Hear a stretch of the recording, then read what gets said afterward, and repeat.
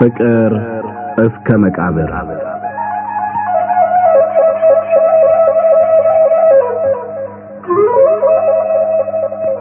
ደራሲ ሐዲስ ዓለማየሁ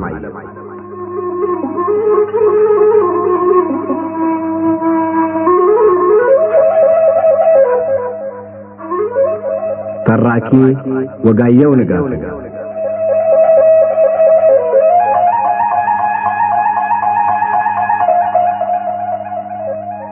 ፍቅር እስከ መቃብር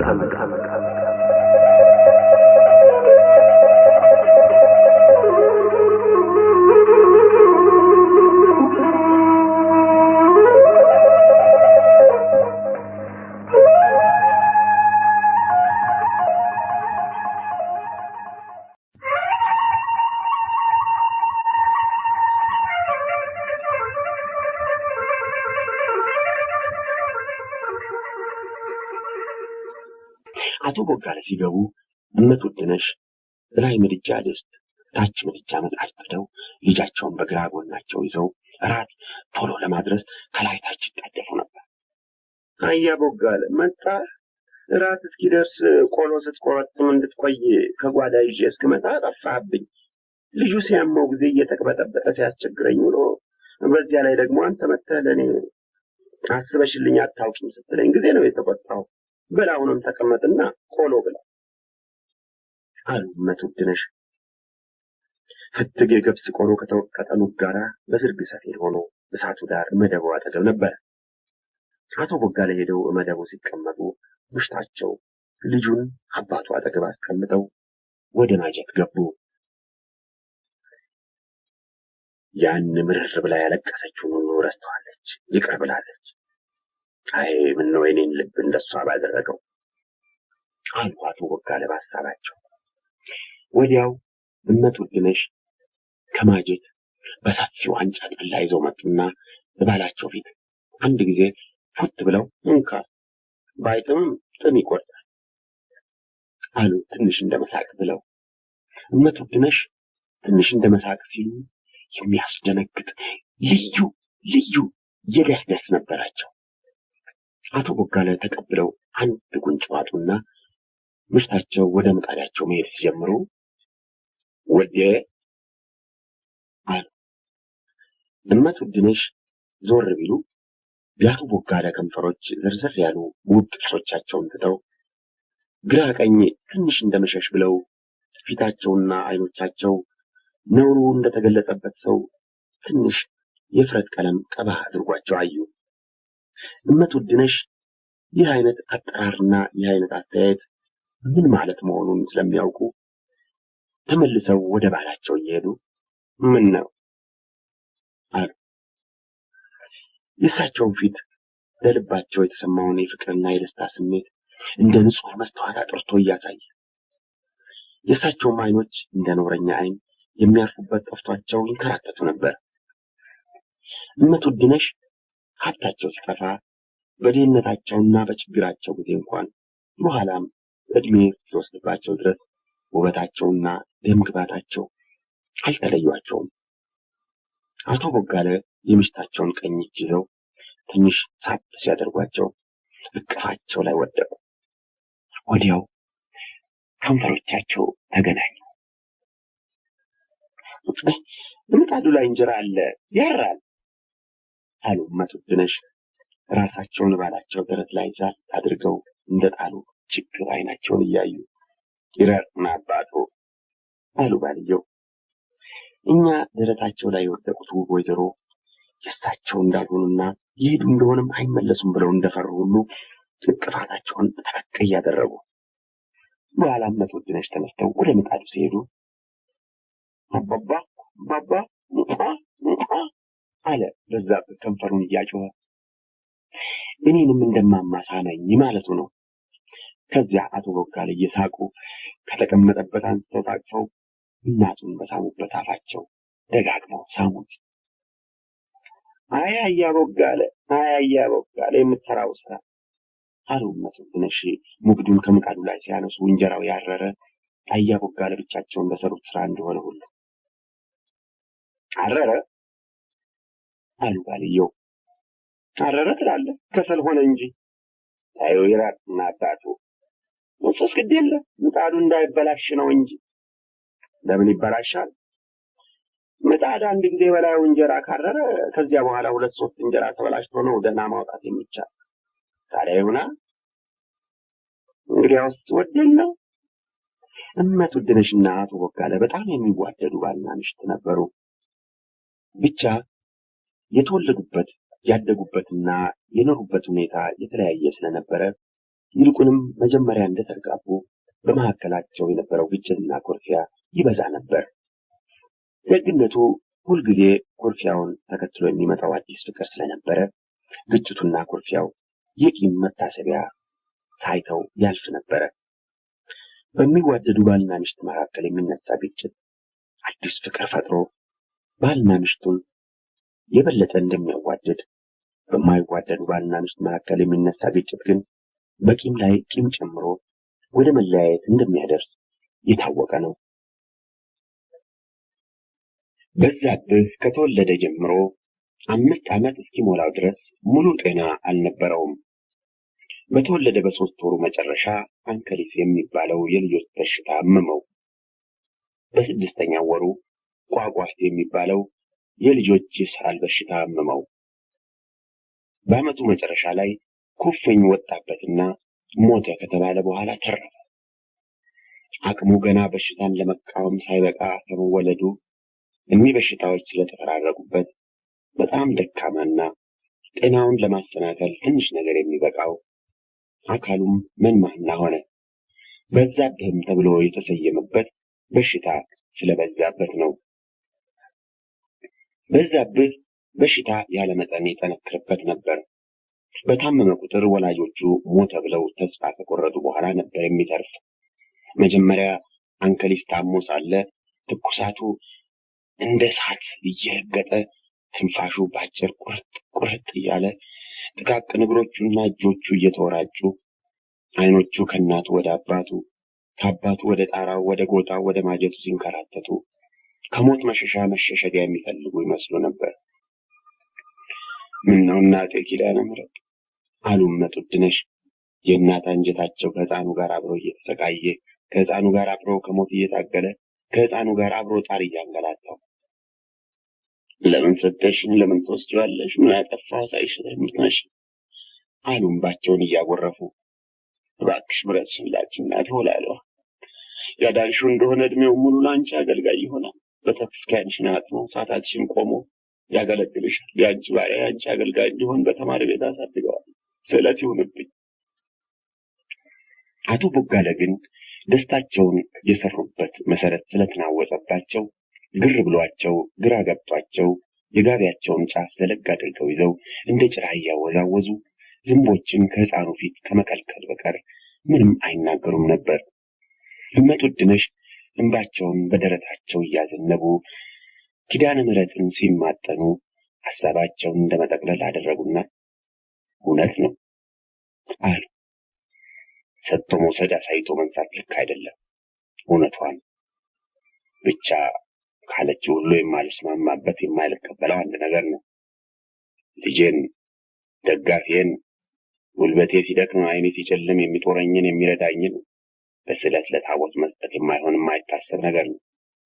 ይዳን ብቻ ቀድሞ ይዳን፣ እሷም ስለጨነቃት እያሉ በውስጣቸው ሲተቹ የበዛብህ እጅና እግሮች ከመወራጨቱ ትንሽ በትንሽ ጸጥ እያሉ ትንፋሹ ዘለግ እያለ አይኖቹም ቀኝና ግራ መባከኑን ትተው ስልምልም ክፍት ክድን ሲሉ አዩና እመት ውድነሽ ከእግር እስከ ራሳቸው በቀዝቃዛ ላብ ተነከሩ።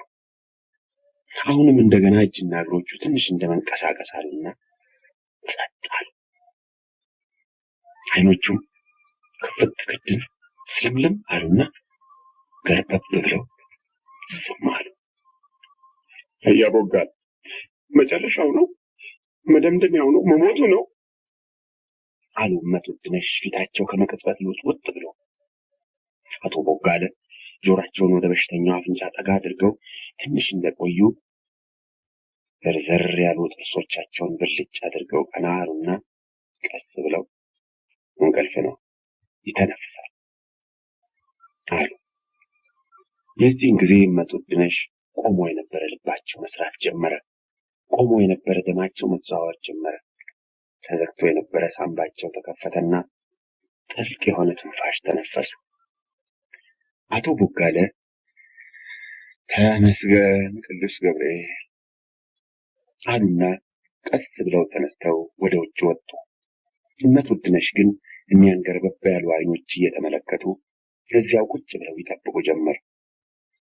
በሽተኛውም 2 ሰዓት ያክል ከባድ እንቅልፍ ከተኛ በኋላ ሲነቃ ባዶ አፉን እስከ መጨረሻ ዳርቻው ከፍቶ ከጥቂት ጊዜ በፊት የተደረገው ለቀልድ እንደተደረገው ሁሉ ይስቅ ጀመር።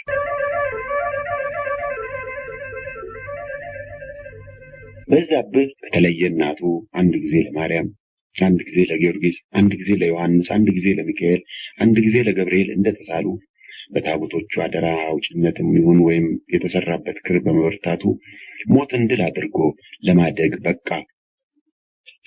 አቶ ቦጋለ ምራንና ቀንበር፣ እርፍና ሞፈር፣ መሬትና ዘር የሚስማሙበትን ዘዴ አስተምረው ልጃቸውን በቦታቸው ለመተካት ነበር ሐሳባቸው። እመቱድነሽ ግን ልጃቸው ያደገው ለታቦቶቹ በመሳላቸው መሆኑን ስላመኑ በየጊዜው በሰጡት ቃል ኪዳን መሰረት አገልግሎቱን በሙሉ ለተሳሉላቸው ታቦቶች እንዲሰጥ ነበር። ስለዚህ በዛብህ 5 ዓመቱን ጨርሶ 6ኛውን ሲይዝ እመቱድነሽ ወደ ተማሪ ቤት እንዲገባ፣ አያ ቦጋለ ግን ለጥጃ ወይም ለፍየል እረኝነት እንዲቀጠር በማለት በመካከላቸው ጥል ተነሳ። አረ ለመሆኑ ያንቺን ሐሳብ የምቀበል ብሆን አሉ አቶ ቦጋለ፣ አንቺ በትንሹ የ7 ታቦት ቤተክርስቲያን አጥኖ ሰዓታት ቆሞ እንዲያገለግል ተስለሻል። ስለዚህ መቼም ለበዛብህ ሲሉ ታቦቶች ሁሉ ቤተክርስቲያናቸውን በአንድ ላይ አይሰሩምና በዛብህ በ19 ሌሊት የገብርኤልን ሰዓታት ለመቆምና ቤተክርስቲያን ለማጠን በአከል ገብርኤል እንዲሁም በ21 ዛባ ጽዮን፣ በ23 ጣሜ ጊዮርጊስ፣ በ24 ተክለ ሃይማኖት እንዲሁም የተሳልሻቸውን ታቦቶች ቤተክርስቲያን እየፈለገ ሲዞር ሊኖር ነው። አለዚያ አንዱን ታቦት አገልግሎ የሌላው የጎደለበት እንደሆነ ይሄ ባንቺና በእኔ መካከል የተነሳው ጥል በታቦቶች መካከል ይነሳል ብዬ እፈራለሁ። የደንቆሮ ድንቁርና ብልህ ለመሆን ሲሞክር ይገለጻል ይላሉ ቄስ ታምሩ አሉ እመቱድነሽ እየሳቁ። ድንቁርና ያንሳት ነግሪኝ አውቀዋለሁ፣ ብቻ ለጠየቅኩሽ መልስ ስጪኝ። ለ7 ቀርቶ ለ100 ታቦቶች ብሳል በዛብህ እየዞረ 100 ቤተክርስቲያኖች ማጠንና ሰዓታት መቆም አያስፈልገው። ከዚሁ ከሀገሩ ሳይወጣ ሁሉንም ሊያገለግል ይችላል። ከማንኩሳ ሳይወጣ እንዴት አድርጎ? የተሳሏቸው ታቦቶች በሚውሉበት ቀን በየስማቸው እዚሁ ማንኩሳ ሰዓታት ቢቆምና ቢያጥን በቂ ነው። እስቲ ቆይ፣ ማንኩሳ ታቦቱ ሚካኤል አይደለም? አዎ ሚካኤል ነው።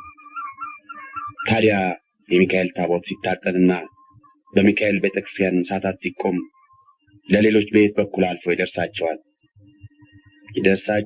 ይደርሳቸዋል ነው የምልህ። አንተ ደግሞ አይገባህምና ዝም በል።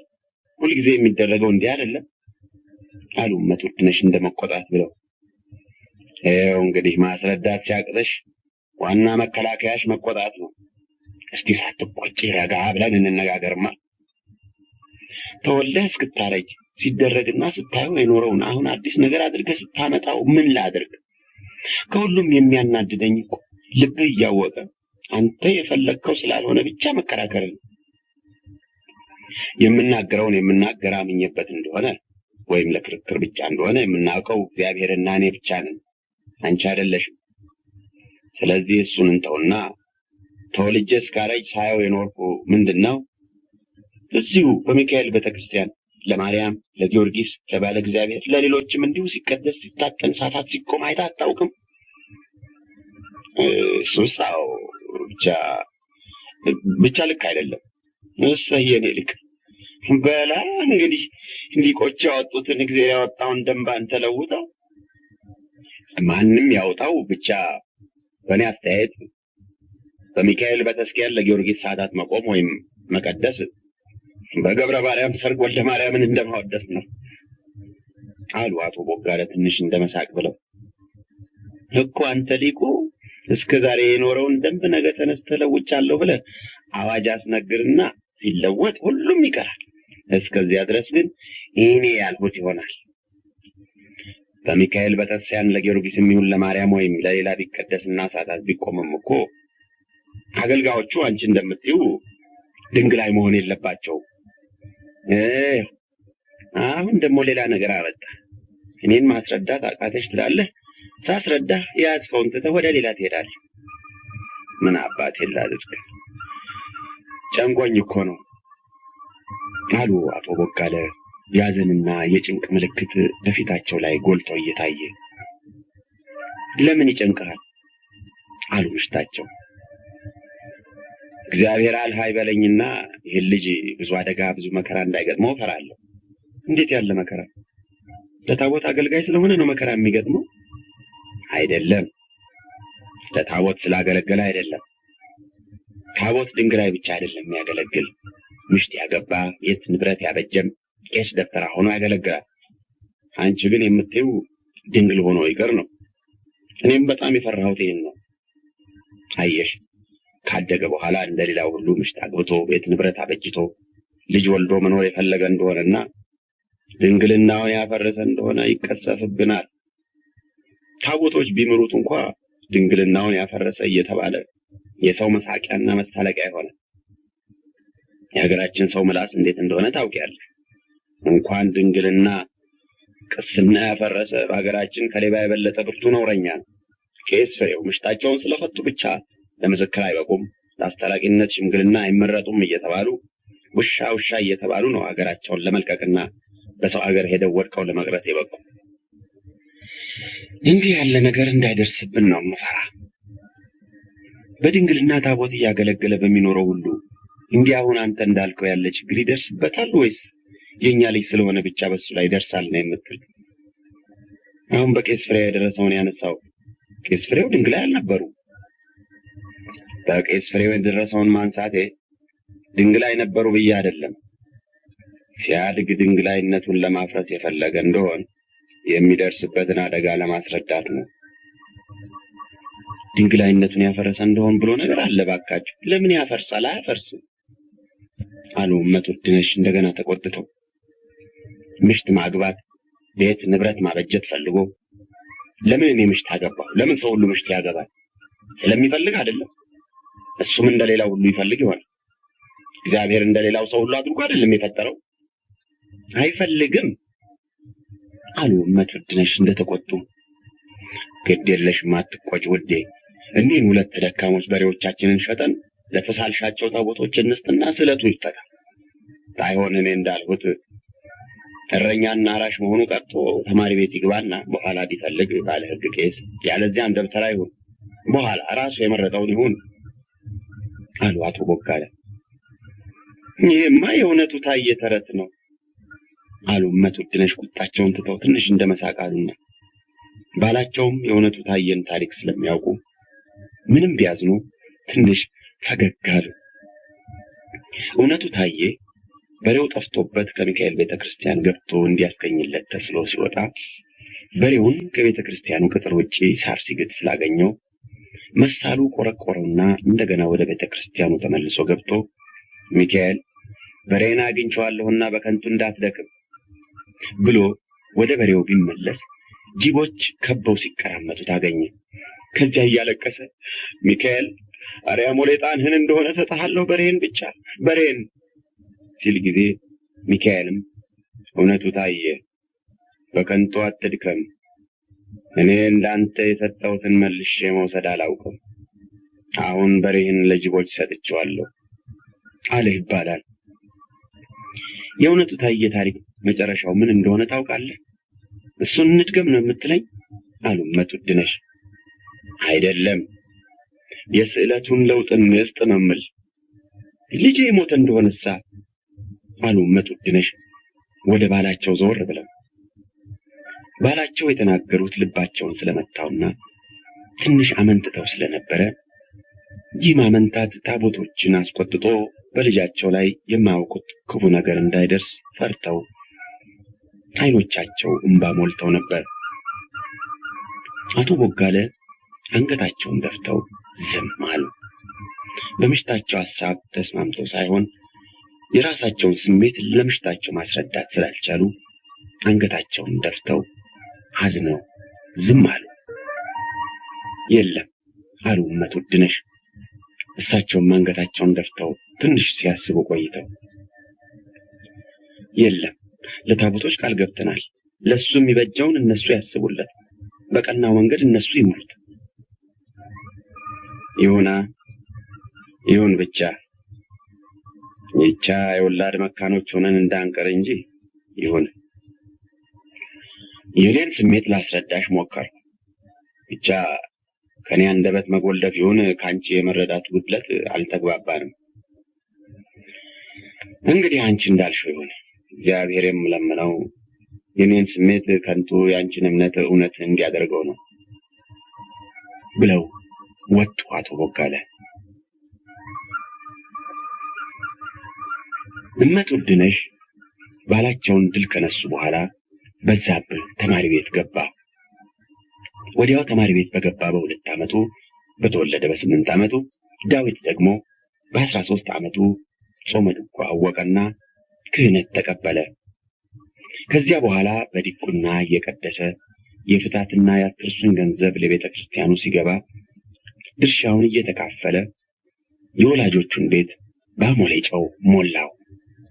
አንዳንድ ጊዜም የአትርሱን ገንዘብ በርከት ሲል በአሞሌ ጨው ፈንታ 1ም 2ም እስከ 3 ብር ድረስ እየያዘ ይገባ ነበር። እናቱ በተሳሉባቸውና ጠባቂዎቹ በሆኑት ታቦቶች ቀን የሚሰጠው አገልግሎት በነፃ የሚሰጠው አገልግሎት ስለነበረ በእንደዚህ ያለ ቀን ብቻ ከሚገባ ገንዘብ አይካፈልም። አቶ ቦጋለ ልጃቸው እየቀደሰ በሚያመጣው ገንዘብ አጠራቅመው መጀመሪያ ምሽታቸው እየፈተሉ ከሚያሰሩላቸው የዘወትር ሱሪ ሌላ ለክት የሚሆን አቡጀዲድ ሱሪ ገዙ። ከዚያ ቀጥሎ ጥሩ ጃኖ ሸማ ተሰፋላቸው። በኋላም በባህር አረብ የተከፈፈች ዝምዝሟ ያማረ ማለፊያ በርኖስ ገዙ። በርኖሷ 15 ብር ያወጣች በእውነት የጨዋ ልብስ ነበረች። እመት ውድነሽ ልጃቸው ተማሪ ቤት እንዲገባ አጥብቀው የታገሉ እሳቸው በመሆናቸው ከባላቸው ሐሳብ የእሳቸው ሐሳብ የሚበልጥ መሆኑን ባላቸው የሚረዱት ድሮ እየተመኙ ገንዘብ ስላልነበራቸው ሊያገኙት ያልቻሉትን ልጃቸው እየቀደሰ በሚያገባው ገንዘብ ያገኙ እንደሆነ ነው ብለው በማመን ለወርጨውና ለቅመማ ቅመም ከሚያውሉት ሌላ በቀረው ለራሳቸው ድሪና መስቀል እንኳን ሳይገዙ የአቶ ቦጋለ ልዩ ልዩ ልብስ እንዲገዛበት ወይም እንዲሰራበት ያደርጉ ነበር። እኔ ይህን ያክል ልብስ ስገዛ አንቺ አንድ ነጠላ እንኳን የማትገዢ ለምን ነው ውዴ? ይላሉ ባልየው። ጥጥ ገዝቼ ፈትሎ ማሰራቱ ይሻላል ብዬ ለቀሚስም ለኩታም የፈተልኩት አገልግል እየሞላ ተቀምጧል። ወደ ሸማኔ መሄዱን ሰንፌ ነው እንጂ ፈትሎም ማሰሪያ ዋጋውም ተቀምጧል፣ አታስብ ይላሉ እመት ውድነሽ ውሸታቸው። አቶ ቦጋለ ልጃቸው ቀድሶ ባመጣው ገንዘብ የገዙትን ልብስ ይልቁንም በርኖሷን በለበሱ ቁጥር ተማሪ ቤት እንዲገባ ምሽታቸው ሲፈልጉ እረኛ ካልሆነ ብለው የምሽታቸውን ሐሳብ መቃወማቸው ትዝ ይላቸውና ተሳስቼ ኖሯል በል ይላሉ። ተማሪ ከሚሆን እረኛ እንዲሆን መምረጤ ያለ ጥርጥር ተሳስቼ ኖሯል። እስቲ የቱ እረኛ ነው አባት እናቱን እንዲቀጥ አድርጎ የያዘ? ለወርጨው ሆነ ለቅመም አናስብ። እንዲያውም ከዚህ አልፎ ልብሳችንን የቻለ እሱ ነው። እስቲ የጥጃ እረኛ ሆኖ ቢሆን በየሳምንቱ የሚያገኘው ወተት ተጠራቅሞ ግፋ ቢል ከወርጨውና ከቅመም ያልፍ ኖሯል። የፍየል ወይም የላም እረኛ ቢሆንም እጅግ ቢበዛ በወሪያው 1 አሞሌ ጨው ቢያገኝ ነው። እርግጥ በዚህ ተሳስቼ ኖሯል። ብቻ እንደ ሌሎች ተማሪዎች፣ እንደ ሌሎች ዲያቆኖች፣ በኋላ እንደ ሌሎች ቄሶች ወይም ዶክተሮች ቢሆን እኔ እንዳሰብኩት እረኛና አራሽ ከመሆኑ ያለ ጥርጥር የተሻለ መሆኑን አሁን ተረዳሁ። ነገር ግን ልረዳው የማልችል ሌላውን ነው ይላሉ። ይህን ሁሉ ያደረገላቸው ልጃቸው ብድር መላሽ ሳይተካ ልጅ እንጂ አባት ሳይሆን አላፊ መሆኑን ሲያስቡ በደስታቸው መካከል ሐዘን በልባቸው ይሰነቀርና ልጃቸው ለዚህ ዓለም ደስታ ተመልካች ለመከራው ብቻ ተካፋይ መሆኑ ሲታሰባቸው እንኳን በበርኖስ ከእግር እስከ ራሳቸው በወርቅ የሚያጅላቸው ቢሆን ሁልጊዜም ሙሉ ደስታ እንደማይሰማቸው፣ ሁልጊዜም ደስታቸው ከቅርታ ጋር የተደባለቀ እንደሚሆን እርግጠኛ ነበሩ። እኔስ ጉልበቴ ሲደክም ይረዳኛል ብዬ የማስበው እሱ አለኝ። እሱ እንደኔ ሲደክም ማንን ያስባል? የወለዱት ሲወል የተከሉት ሲያፈራ በማየት የሚገኘውን ደስታ በምን ይለውጡታል? ገበሬ ይዘራል። የዘራውም ዘር አበቃቀሉን አሳምሮ ይወጣል፣ ያድጋል፣ ይለመልማል፣ ያብባል፣ ያምራል። ዘሪውም ከቡቃያው እስከ አበባው ድረስ ደስታው ከአዝመራው ጋር አብሮ ያድጋል።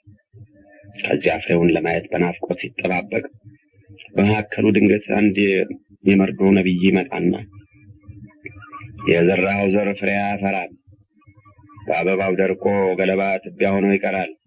ያንተም ደስታ ከቡቃያው እስከ አበባው በማየት ብቻ ይወሰናል ብሎ ቢያረዳው ያ ገበሬ ምን ያክል ይሰቀቅ፣ ምን ያክል አንጀቱ ይቆረጥ ይሆን? እኔም እንደሱ ነኝ። ወለድኩ፣ ደስ አለኝ። ምሽት አግብቶ ልጅ ወልዶ ስሜን ያስጠራል ብዬ ተስፋዬን የመሰረቱበትን ልጄ ይህች እናቱ፣ ይህች የመርዶ ነቢይ ተስፋ ደስታ ፍጻሜ እየጎለመሰ ሄደ። ግብረ ዲቁና ጠንቅቆ በማወቅና በድምፅ ማማር በማንኩሳና በዙሪያ ገባው በዛብህን የሚተካከል ዲያቆን አልነበረም። ስለዚህ በዓመት በዓል ቀን ሁልጊዜም ገባሬ ሰናይ የሆነ የሚቀድስ በዛብህ ነበር። በየሳምንቱ እሑድና በዓመት በዓል ቀን ጽድቅ ፍለጋ ሳይሆን በዛብህ ሲቀድስ ድምፁን ለመስማትና አንዳንድ ጊዜም የገዛ ድምፁን ተከትለው እንደ ንስር ወደ ላይ ሲያርግ ለማየት የሚሰበሰቡት ከወንድም ከሴትም ብዙ ነበሩ። የነበረበት ሁኔታ በሚሰጠው ስሜትም ይሁን በሌላ በማይታወቅ ምክንያት በዛብህ ዜማ ሲያዜም ሙሉ አካሉ የዜማውን ስብር ተከትሎ ላይና ታች ግራና ቀኝ ሲሄድ ይታይ ነበር። አንዳንድ ጊዜም ሲያዜም እንባው ሲወርድ አየን የሚሉ ሰዎች ነበሩ። አንድ ቀን እሑድ ከቁርባን በኋላ አንድ ቄስ ጥናና መስቀል ይዘው በፊቱ አንድ ላከ ዲያቆን በኋላ ሆኖ በመካከል አብደላ ካኔ ቀሚስና ክብ ወርቅ ካባ ለብሶ ጽዋውን ይዞ እሱ ማዕኩቶ ለእግዚአብሔር ቅዱሳት ወነጽያነ ከመለይወተ ነፍስ ይኩነነ ፈውሰ እያለ በዜማ መቅደሱን ዑደት ሲዞር እዚያ የቆሙት ሁሉ ልባቸው አብሮት ዑደት ይዞር ነበር። እሱ ዑደቱን ዞሮ የመቅደስ ከገባ በኋላ ጥሩ ወርቅ የምትባለው በቅርቡ ባሏን ፈታ የተመለሰች ወጣት ወይዘሮ በላይነሽ ወደምትባል ጓደኛዋ ጠጋለችና ቀስ ብላ ታውቂያለሽ፣ እኔን የሚገርመኝ ይህን ያክል ድምፅ ሲወጣው አፉን እንደ ሌሎቹ አለመክፈቱ አለች። ማን አለች በላይነሽ እንዳላወቀች። በዛብህ ነው እንግዲያ ሌሎችንማ ታያቸው የለ ቄሱ ግን ቄስ ፈለገን ያን ተድላንን ልብ አድርገሽ ተመልክተሽልኝ እንደሆነ ኧረ ምን እነሱ ብቻ እንደ ሁሉንም ከሱ በቀር ብትመለከች አፋቸውን እስከ መጨረሻ ዳርቻው ይከፍቱና እንደሚያለቅሱ ሁሉ ፊታቸውን ጭምድድ አድርገው እያቃሰቱ የሚያወጡት ድምፅ እንደሱ አያምር። እሱ ግን ፊቱን ፈገግ አድርጎ አፉን እንደነሱ ሳይከፍት የሚያወጣው ድምፅ ልብ ይነካል አይመስልሽም? እሱም እውነትሽን ነው። ብቻ እኔም ከሁሉ የበለጠ ደስ የሚለኝ ምንድን ነው ታውቂያለሽ? ምንድን ነው? ትከሻው ከድምፁ ጋር አብሮ ከፍና ዝቅ ሲል እንጃ እንዴት አድርጌ ልንገርሽ? ድምፁ ጠፈሩን ሰንጥቆ ሲሄድ ትከሻውን ድምፁን እንደሚከተል ሁሉ ወደ ላይ ከፍ ይላል። ያን ጊዜ ደስ ሲለኝ ብታይ ወይ ወንድሜ ወይ እንጃ በሆነ እላለሁ አለች በላይነሽ። አይኖቹስ ደስ አይሉሽም? አለች ጥሩ ወርቅ ትንሽ ዝም ብለው እንደቆዩ። አይኖቹ በጣም አፋራሞች ናቸው። አይንሽ ሲከተላቸው እየሸሹ ከወዲያ ወዲህ ከርከት ሲሉ ደስ ማለታቸው። ቅድም እዚያ ለመታጠፊያው ላይ ሲደርስ ስርቅ አድርጎ ሊያይን ሲል አይን ላይ ንግጥም ስንል ጊዜ አደነጋገጡን ብታይልኝ። የእሱን ድንጋጤ ሳይ እኔም ለጊዜው ልቤ እንደመሸበር አለ። ይገርምሻል። የትኛው መታጠፊያ አለች በላይነሽ። እዚያ መታጠፊያው አለች ጥሩ ወርቅ አገጯን ወደ ምስራቅ መታጠፊያ ሹላ። እኔን አይቶ ትንሽ ፈገግ ያለ ጊዜ ነው አለች በላይነሽ። አንቺን አይቶ ፈገግ አለ እንዴ? እሱን አላየውም አለች ጥሩ ወርቅ። ታዲያ አንቺን ስርቅ አድርጎ አየ እንዴ? እሱን አላየሁም። ከዚያ ሁለቱ ወጣት ወይዛዝር ተቆራርፈው ትንሽ ዝም ብለው እንደቆዩ ለቤቱ የምትባለዋ ጓደኛቸው ባጠገባቸው ቆማ ትሰማ ነበርና ቀረብ ብላ እቶቼ በከንቱ አትጣሉ፣ እሱ እንደሆነ የስለት ልጅ ነው የሚታይ እንጂ የማይበላ ፍሬ አለች እጇን አፏ ፊት ደቅና እየሳቀች። እንዴ እባክሽ አንቺ ደግሞ እኛ የተናገርነው ሌላ ነው፣ ስለሚበላና ስለማይበላ ፍሬ አይደለም አለች ጥሩ ወርቅ። የተናገራችሁትን እንደኔ ሌላ ሰው ይሰማችኋል። ያላችሁበት ቦታም በተስኪያን መሆኑን አትርሱ። ለእናንተ ብዬ ነው እንጂ ግድ የለኝም አለች ደብሪቱ አሁንም እጇን አፏ ፊት እንደደቀነች ራሷን ወደ ጓደኞቿ ዘንበል አድርጋ። በዛብህ በልጅነቱ ጓደኞቹ የስለት ልጅ እያሉ ሲቀልዱበት ከአንዳንድ ጊዜ እያለቀሰ ወደ እናቱ ይሄድና ለምን እናት አባት እንደሌለኝ ልጆች ሁሉ የስለት ልጅ ይሉኛል ብሎ ይጠይቃቸዋል። ቢሉ ምን ቸገረ? የስለት ልጅ መሆን ያኮራል እንጂ አያሳፍርም እኮ ይላሉ እመት ውድነሽ። የስለት ልጅ ማለት ምን ማለት ነው? የታቦት ልጅ ማለት ነው። የማርያም፣ የሚካኤል፣ የባለ እግዚአብሔር ልጅ ማለት ነው። ያንቺና ያባባ ልጅ አይደለሁም አለ በዛብህ እንደማዘን ብሎ። አይቷቸው የማያውቅ አባትና እናት እንዳሉት መጀመሪያ እናቱ የነገሩት ዕለት ነህ እንጂ የኔና ያባትህ ልጅ ነህ። እኛ ወለድንህ፣ እነሱ አሳደጉ። ስትታመም ጊዜ እንዲያድኑና እየጠበቁ እንዲያሳድጉ አደራ አልናቸው። ተሳልናቸውና አዳኑ። አሁንም ይጠብቁሃል። ሌሎች ልጆችሳ እነ በቀለን እነ ታየን ማን እየጠበቀ ያሳድጋቸዋል? እነሱም ማንም አይጠብቃቸው። ሲታመሙስ ማን ያድናቸዋል? ማንም አያድናቸው ሲሉት ከጓደኞቹ ሁሉ ለሱ ብቻ የታቦት ሞግዚቶች ያለው በመሆኑ ደስ ብሎትና ኮርቶ ይመለስና ከእናቱ በተቀበለው መሳሪያ ጓደኞቹን አፋፋቸውን ብሎ ያሸንፋቸዋል። ነገር ግን የልጅነት ዘመኑ እያለፈ ወደ ጎልማሳነት በገባ መጠን የስዕለት ልጅነቱ ከጓደኞቹ ቀልድና ስድብ የከበደ ነገር ያለበት መሆኑ ይሰማው ጀመር። በዛብህ በልጅነቱ ጨዋታ፣ ዘፈን፣ ደስታ በጣም ወዳጅ ነበር። ሰርግ ወይም የሚዘፈንበት ዓመት በዓል ሲኖር እሱ ከሌለበት የልጆች ጨዋታ አይደምቅም። ስለዚህ ወደ ጨዋታ ቦታ ከመሄዳቸው በፊት ሁሉም ተሰብስበው እሱን ፍለጋ ወደ ቤቱ ይመጡና ይዘውት ይሄዳሉ። ትንሽ ከፍ እያለ ሲሄድ የሚያደንቁትና በልዩ አስተያየት የሚያዩትን ልጃገረዶች ይበዙ ጀመር። እዚህ ላይ ነው በዛብህ ድንገት የተለወጠ። 14 ዓመት ያክል ሲሆነው በየሰርጉና በየዓመት ባሉ ትንንሽ ልጃገረዶች ስርቅ አድርገው አይተው ትንሽ እንደ መሳቅ ሲሉለት ባጠገቡ ሲያልፉ እንዳላዩ እግሩን ረገጥ ወይም ቆንጠጥ አድርገው ሲያልፉ ከሩቅ ይዘውት የመጡትን ሎሚ ወይም አበባ እሱ ፊት ሲደርሱ ያመለጣቸው አስመስለው ሲጥሉና እንዲህም የመሳሰሉ የምርጫ መግለጫዎች የሆኑ ምልክቶች ሲያሳዩት ያን ጊዜ በዛብህ ድንገት ተለወጠ። ዘፈን፣ ጨዋታ፣ ደስታ ይወድ የነበረው በዛብህ ከዘፈን የራቀ ዝምተኛ፣ ሐዘንተኛ ሆነ። ጓደኝነታቸውን ለሱ ብቻ መስጠት የሚመርጡት ልጃገረዶች መብዛታቸውንና እሱ ለዚህ ክብር ያልታደለ የሴት ጓደኝነት የማይፈቀድለት ሳይበድል የተፈረደበት ሳይጎድል ጎደሎ ነህ ተብሎ የተመሰከረበት መሆኑን ስላወቀ ካደገበት የጨዋታ የደስታ ማህበር ይሸሽ ጀመር። የሚወደውን እንዳያደርግ፣ ለሚወደው ጓደኛ እንዳይሆን፣ ብቻውን እንዲኖር አስቀድሞ የተፈረደበት መሆኑን ስላወቀ ከሚወደው መሸሽ ዝምተኛ፣ ሐዘንተኛ መሆን ጀመረ።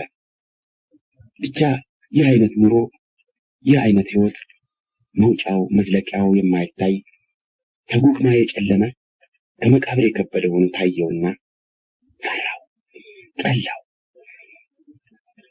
ሰው እስከ መቼ በዚህ አኳኋን ይኖራል? እግዚአብሔር እንደ ሰው ከፈጠረኝ በኋላ እንደ ሰው እንዳልኖር የሚፈለግበት ምክንያት ምንድን ነው? የለም፣ እግዚአብሔር ይህን አልፈለገም።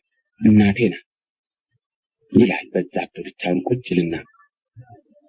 አንዳንድ ጊዜ በዛብህ ጥንት የነበሩትን በዘመኑም የሚኖሩትን ምሽት ሳያገቡ ቤት ንብረት ሳይፈልጉ ሕይወታቸውን በሙሉ ለእግዚአብሔር አገልግሎት የሰጡ ደናግል ሲያስብ የተናገረው ያሰበውም ታላቅ ድፍረትና ክህደት ይመስለውና ፍርሃት ይዘዋል። ነገር ግን እንዲህ ያለው ፍርሃት የጎልማስነት ደሙ ሲፈላ ወዲያውኑ በኖ ይጠፋል። አሁን እኔ እንድኖረው የተመደበልኝን ሕይወት የሚኖሩም ብዙዎች እንደሆኑ አውቃለሁ። ቢሆንም መርጠውት ወደውት ነው እንጂ ሌላ ሰው የመረጠላቸው አይመስለኝም። ሌላ ሰው የመረጠላቸው ቢኖሩም ይህ ልክ አይደለም። የሆነ ሆኖ እኔ እንዲህ ያለውን ሕይወት አልወደውም፣ አልመርጠውም፣ አልፈልገውም። እግዚአብሔር ይቅር ይበለኝ እንጂ ሕይወት አይደለም ይላል። ይህም ሆኖ በዛብህ ስራ አልፈታም። ሕይወትን በመውደድና በፍርሃት መካከል በሁለት ተከፍሎ እንዲህ እየተሰቃየ 20 ዓመቱን ጨርሶ 21ኛውን ሲይዝ የዜማ መምህርነት ተመርቆ ወጣ።